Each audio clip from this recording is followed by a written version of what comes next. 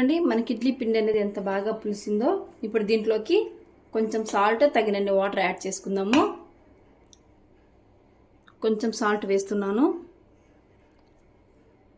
కొంచెం water add చేద్దాం. కొంచెం వేసుకోండి, మరి ఎక్కువ పల్చగా ఉండకూడదు. పిండి ఇడ్లీ కోసం కాబట్టి ఈ మిశ్రమాన్ని బాగా మిక్స్ చేసుకుందాం. ముందుగా ఇడ్లీ పాత్రలోకి 2 నుంచి 3 గ్లాసుల వాటర్ని యాడ్ చేసుకుందాము. అలాగే ఇడ్లీ మోల్డ్స్కి లైట్గా ఆయిల్ అప్లై చేసుకుందాము. ఆయిల్ కాకుంటే మీరు నెయ్యి కూడా అప్లై చేసుకోవచ్చు. జస్ట్ లైట్గా అప్లై చేసుకోండి, సరిపోతుంది.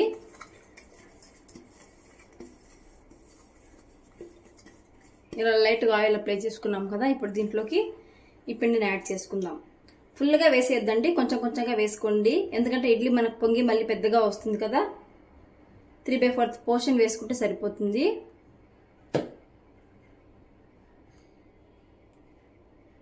ఇలాగా అన్ని మోల్డ్స్లోకి పిండిని వేసేసుకుందాం.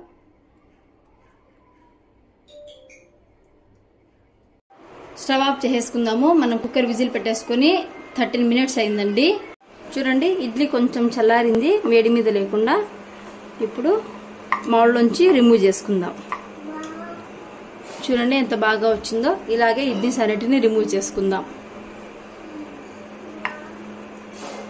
స్మాల్ సైజ్ 3 మిల్లెట్ ఇడ్లీ తీసుకుంటే సరిపోతుంది.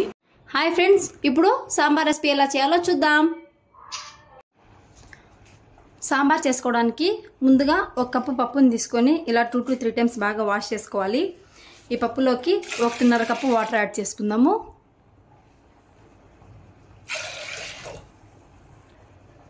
ఈ పప్పులోకి కొంచెం పసుపుని యాడ్ చేసుకొని బాగా మిక్స్ చేసుకొని 3 విజిల్స్ వచ్చేంత వరకు కుక్ చేసుకోవాలి.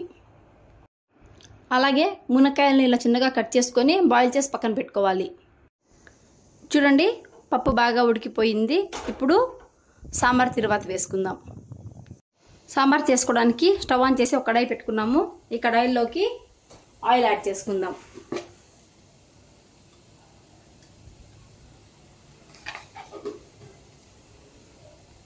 ఆయిల్ వేడెక్కింది. ఆయిల్లోకి కొంచెం జీలకర్ర, కొంచెం ఆవాలు వేయించుకుందాం. జీలకర్ర ఆవాలు చిటపటలాడిన తర్వాత సన్నగా తరిగి పెట్టుకున్న ఆనియన్, సన్నగా తరుక్కున్న ముల్లంగి, అలాగే సన్నగా తరుక్కున్న క్యారెట్, 2 పచ్చిమిరపకాయలు యాడ్ చేసుకుందాం. ఇవన్నీ మెత్తబడేంత వరకు బాగా వేయించుకోవాలి.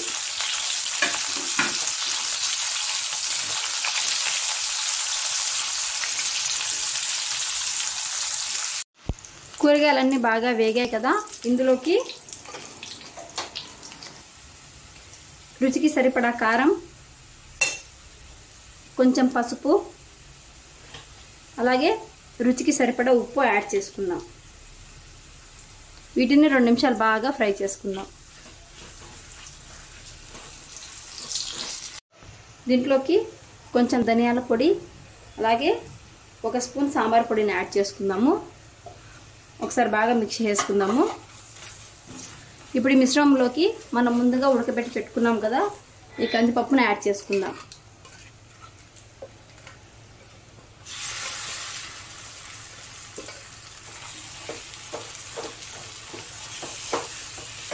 ఒకసారి బాగా ఇలా కలుపుకుందాము. అలాగే ఈ పప్పుతో పాటు మనం మునక్కాయలు కూడా ముందు ఉడకబెట్టి పెట్టుకున్నాం కదా, ఈ మునక్కాయలను కూడా యాడ్ చేసేద్దాం. ఒకసారి బాగా మిక్స్ చేసుకుందాం.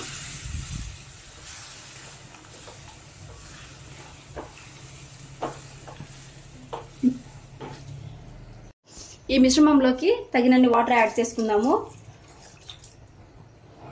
ఒక 5 నిమిషాలు బాగా కుక్ చేసుకుందాం. సాంబార్ చూడండి 5 నుంచి 10 నిమిషాలు బాగా ఉడికింది, చిక్కబడింది కదా. సాంబార్ రెడీ అయిపోయిందండి. ఫైనల్గా కొత్తిమీర యాడ్ చేసేసుకుని స్టవ్ ఆఫ్ చేసేసుకుందాం. వేడి వేడి సాంబార్ రెడీ. ముందుగా చపాతీ చేసుకోవడానికి 2 కప్స్ గోధుమ పిండిని తీసుకుందాము. ఈ గోధుమ పిండిలోకి రుచికి సరిపడా సాల్ట్ యాడ్ చేసుకొని బాగా మిక్స్ చేసుకుందాము.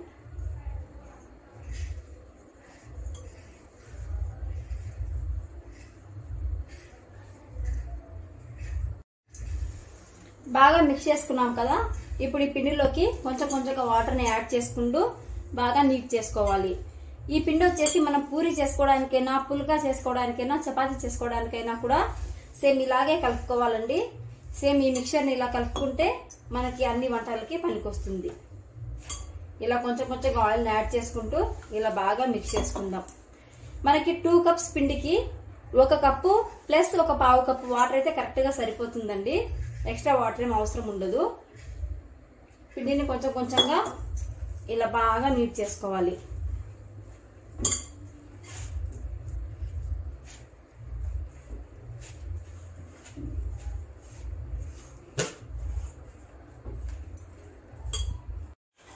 చూడండి పిండి ఎంత స్మూత్గా బాగా అయిపోయిందో. ఇంత బాగా నానింది కదా. ఇప్పుడు ఈ పిండిని ఇలా బాల్స్ చేసుకుందాం. బాగా క్లీన్ చేసుకున్నాను. అలాగే కొంచెం పొడి పిండిని తీసుకున్నాను. ఇప్పుడు మనం రెడీ చేసుకున్న బాల్స్ ని తీసుకుందాము. కొంచెం కొంచెంగా పిండిని వేసుకుంటూ ఈ చపాతీస్ ని ఇలా పెద్దవిగా చేసుకోవాలి.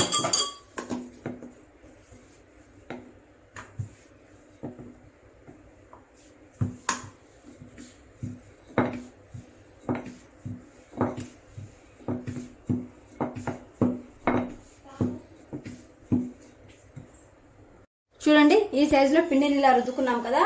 ఇప్పుడు ఒక ప్లేట్ తీసుకొని ఈ చపాతీ మీద ఉండే పొడి పిండిని అంతా ఇలా అనేసుకొని ప్లేట్లో పెట్టుకుందాం. ఇలాగే ఇంకో చపాతీని రుద్దుకుందాము.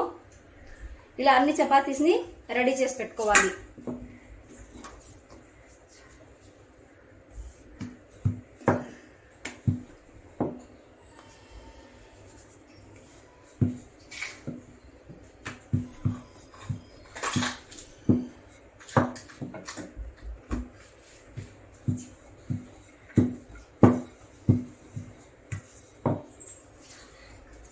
చూడండి చపాతీస్ని ఇలా రుద్ది పెట్టుకున్నాం కదా. ఇప్పుడు కాల్చుకుందాం. ఇప్పుడు చపాతీ కాల్చుకోవడానికి స్టవ్ ఆన్ చేసి ప్యాన్ పెట్టుకున్నాము. హై ఫ్లేమ్లో పెట్టుకుందాము. పెనం బాగా వేడెక్కిందండి. ఇప్పుడు ఈ పెనం పైకి మనం రుద్ది పెట్టుకున్న చపాతీని పెట్టుకుందాం.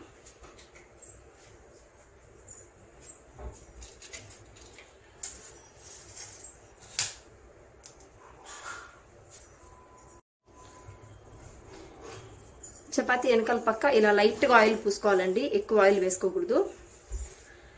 ఇప్పుడు ఇంకో పక్కకు తిప్పుకుందాం. ఇలా తిప్పుకుంటూ చపాతీని కాల్చుకోవాలి. ఈ పక్క కూడా లైట్గా ఆయిల్ వేద్దాం.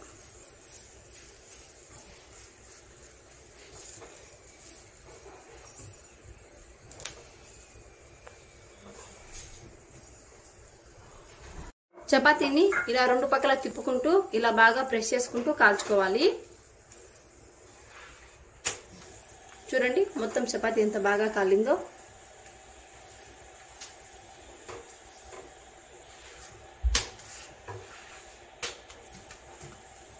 చూడండి చపాతీ బాగా కాలింది. ఇప్పుడు ప్లేట్లోకి సర్వ్ చేసుకుందాం. చూడండి పర్ఫెక్ట్ మెత్తని చపాతీ రెడీ. ఇప్పుడు పన్నీర్ కర్రీ ఎలా చేయాలో చూద్దాము. పన్నీర్ కర్రీ చేసుకోవడానికి ముందుగా ఆనియన్ పేస్ట్, టమాటో పేస్ట్, అలాగే కాజు పేస్ట్ కొట్టి పెట్టుకోవాలి. ఈ 3 ప్యూరీస్ని రెడీ చేసుకున్న తర్వాత కర్రీ స్టార్ట్ చేద్దాం.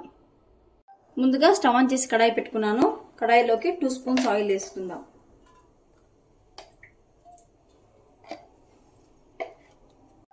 ఆయిల్ వేడెక్కింది. కొంచెం ఆవాలు వేసుకుందాం.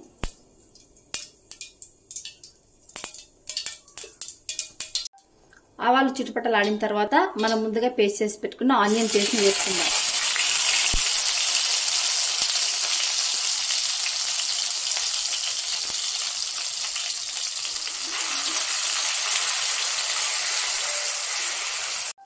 ఈ ఆనియన్ పేస్ట్తో పాటు కొంచెం అల్లం పేస్ట్ వేసుకొని రెండింటిని బాగా వేయించుకుందాం. ఆనియన్ అల్లం పేస్ట్ బాగా వేగాయి కదా. ఇందులోకి మనము ముందుగా మిక్సీ చేసి పెట్టుకున్న టమాటో ప్యూరీని యాడ్ చేసుకుందాం.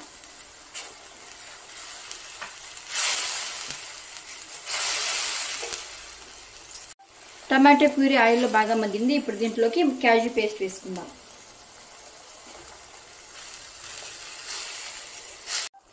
గ్రేవీ బాగా ఉడికింది కదా. ఈ గ్రేవీలోకి రుచికి సరిపడా సాల్ట్, చిటికెడు పసుపు, చిన్న స్పూన్తో 1 స్పూన్ కారం, కొంచెం ధనియాల పొడి యాడ్ చేసుకుందాము. ఇవి బాగా మిక్స్ చేసుకుందాం. ఈ మసాలాలోంచి ఆయిల్ సపరేట్ అయ్యేంత వరకు లో ఫ్లేమ్లో పెట్టుకొని కుక్ చేసుకుందాం.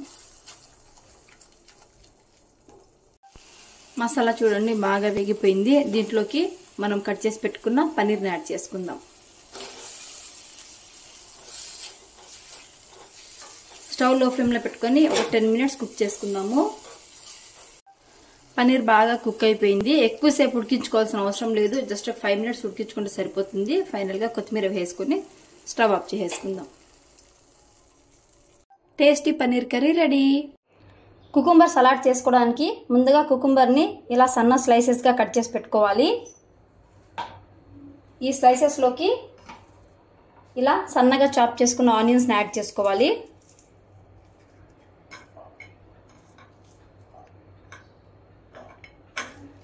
ఇప్పుడు వీటిలోకి కొంచెం లెమన్, మీ టేస్ట్కి తగ్గట్టుగా లెమన్ యాడ్ చేసుకోండి. నేను ఫ్యూ డ్రాప్స్ యాడ్ చేస్తున్నాను. ఇందులోకి రుచికి సరిపడా సాల్ట్ యాడ్ చేసుకుందాం. ఇప్పుడు ఈ మిశ్రమాన్ని బాగా మిక్స్ చేసుకోవాలి. మనం స్పూన్తో మిక్స్ చేయొచ్చు, కానీ అంత బాగా మిక్స్ అవ్వదండి. ప్రతి పీస్కి సాల్ట్ లెమన్ పట్టాలి కదా, అందుకనే నేను చేతితో మిక్స్ చేస్తున్నాను.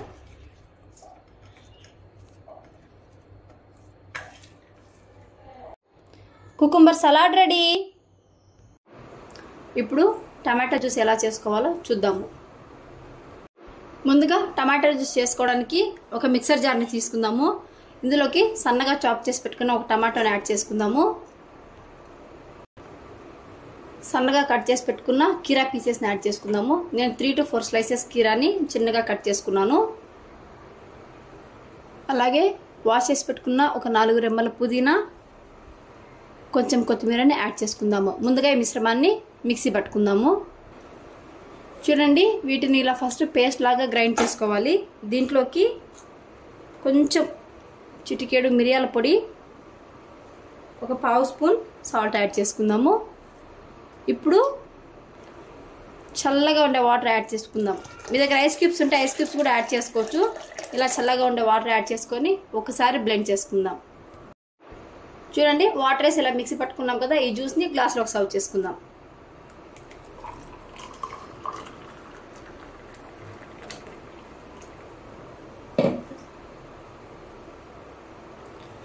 చూడండి, టేస్టీ టమాటా జ్యూస్ రెడీ. ఇప్పుడు బీట్రూట్ పరోటా ఎలా చేసుకోవాలో చూద్దాము. చూడండి ఎంత మెత్తగా వచ్చాయో. ముందుగా బీట్రూట్ పరాటా చేసుకోవడానికి బీట్రూట్స్ని ఇలా సన్న పీసెస్గా కట్ చేసి పెట్టుకోవాలి. ఇలా కాకుండా మీరు తురిమి కూడా చేసుకోవచ్చు. బీట్రూట్ పరాటా చేసుకోవడానికి ముందుగా స్టవ్ ఆన్ చేసుకొని కడాయి పెట్టుకున్నాము. కడాయిలోకి కొంచెం ఆయిల్ యాడ్ చేసుకుందాం.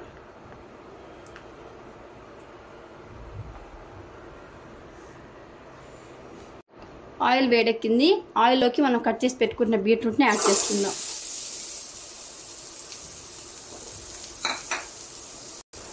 ఈ బీట్రూట్ని బాగా కలుపుకుంటూ స్టవ్ లో ఫ్లేమ్లో పెట్టుకొని 5 నుంచి 7 నిమిషాలు బాగా కుక్ చేసుకోవాలి.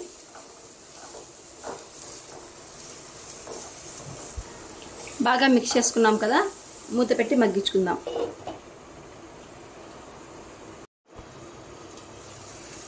చూడండి, బీట్రూట్ బాగా వేగి దగ్గర పడిపోయింది. మెత్తగా అయిపోయినాయి పీసెస్. ఇప్పుడు స్టవ్ ఆఫ్ చేసేసుకొని ఈ మిశ్రమాన్ని చల్లారబెట్టుకుందాం. చూడండి, బీట్రూట్ అంతా చల్లారిపోయింది. ఇప్పుడు ఒక మిక్సీ జార్ని తీసుకుందాము.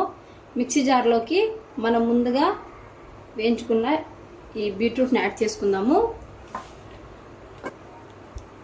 బీట్రూట్లోకి 1 ఇంచు అల్లం, 3 వెల్లుల్లి రెబ్బలు, 2 పచ్చిమిరపకాయలు, కొంచెం పెప్పర్, కొంచెం సాల్ట్, కొంచెం గరం మసాలా, ఇవన్నీ వేసి ఈ మిశ్రమాన్ని మిక్సీ పట్టుకుందాము. మిక్సీ పట్టుకున్నాము. ఈ బీట్రూట్ ప్యూరీని ఇప్పుడు ఒక కప్లోకి షిఫ్ట్ చేసుకుందాం. ఈ బీట్రూట్ ప్యూరీలోకి 1 కప్పు గోధుమ పిండిని వేసుకుందాము. నేను తీసుకున్న ఒక పెద్ద సైజ్ బీట్రూట్కి నాకు 1 కప్పు పిండి అనేది సరిపోయింది. ఈ పిండిలోకి కొంచెం వాటర్ యాడ్ చేసుకుంటూ చపాతీ పిండిలా కలుపుకుందాము. కొంచెం కొంచెంగా వాటర్ యాడ్ చేసుకోండి. సేమ్ మనకు చపాతీ పిండి ఎలా ఉంటుందో అలా ఉంటే సరిపోతుంది.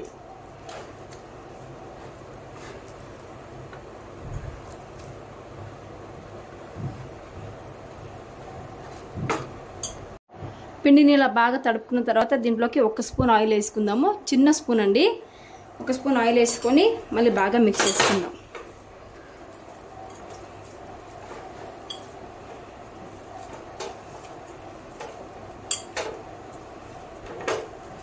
చూడండి, పిండి అనేది మనకి ఇలా మెత్తగా ఉండాలి. పిండిని మొత్తం ఇలా బాల్స్గా చేసి పెట్టుకోవాలి. ఫ్లోర్ బాగా క్లీన్ చేసుకున్నాను. ఇప్పుడు కొంచెం పొడి పిండిని వేసేసుకొని ఇలా ఒక్కొక్క బాల్ని తీసుకొని చపాతీలాగా బాగా రుద్దుకోవాలి. వీలైనంత పలచగా రుద్దుకోండి.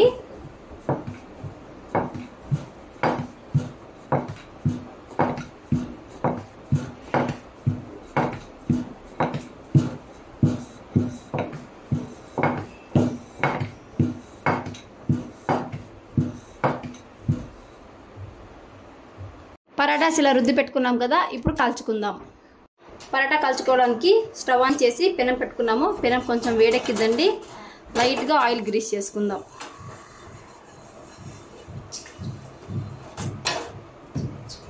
ఇప్పుడు మనం రుద్ది పెట్టుకున్నాం కదా బీట్రూట్ పరాటాని కాల్చుకుందాం.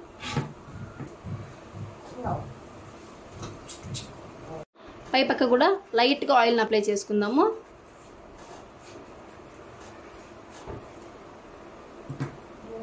ఒక పక్క కాలింది కదా, ఇంకో పక్క తిరిగి తిప్పుకుందాం. ఇలా 2 పక్కల తిప్పుకుంటూ బాగా కాల్చుకోవాలి. చూడండి, పరాటా 2 పక్కల బాగా కాలింది. ప్లేట్లోకి సర్వ్ చేసుకుందాం. ఇలాగే అన్ని పరాటాస్ని కాల్చుకోవాలి.